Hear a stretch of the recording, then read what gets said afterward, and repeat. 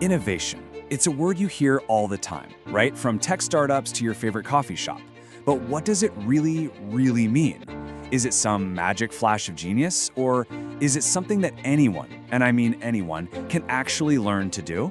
Well, today we are pulling back the curtain and breaking down the blueprint for turning a creative spark into something of real value. You know, when you think innovation, what's the first image that pops into your head? Is it a light bulb suddenly switching on? Or maybe that old story about an apple falling on Newton's head? That whole eureka moment is a fantastic story for sure, but is that really how it works? Is that the whole picture? Well, the short answer is not even close, and that's actually the most exciting part of all of this. See, the big idea we're going to dig into is a total game changer. Real, impactful innovation isn't a miracle. It's a process. It's a method that you can learn, you can practice, and you can master.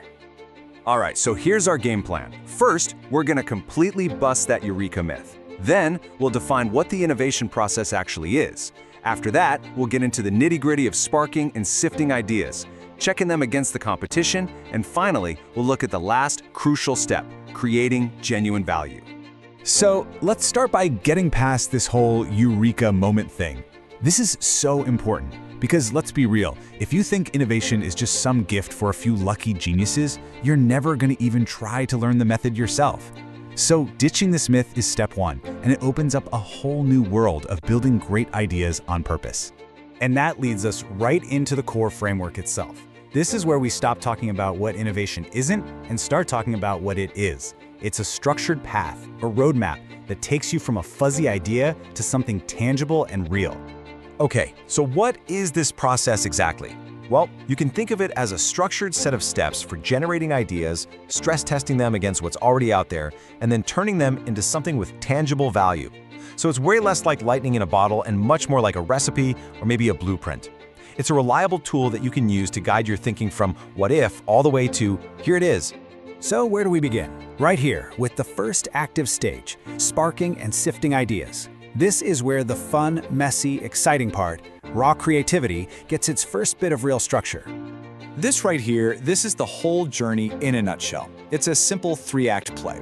It all kicks off with idea generation. Then, those ideas have to prove themselves in the arena of competitor evaluation. And finally, the champion idea gets refined and polished in the value creation stage.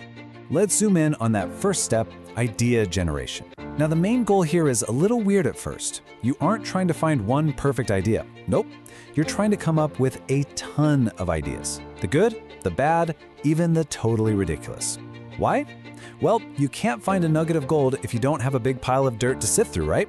It's all about quantity over quality at this stage, because you never know where that brilliant solution might be hiding. Okay, so you've got a mountain of ideas. Awesome. But an idea all by itself, in a vacuum, it's kind of useless. It has to survive in the real world, and that's where our second act comes in, scoping out the competition. This is the ultimate reality check for every promising idea you have. And here's a super practical way to do that reality check. It's a simple evaluation table. You take your idea and you pit its key benefit and its target audience directly against what's already out there. But here's the secret sauce.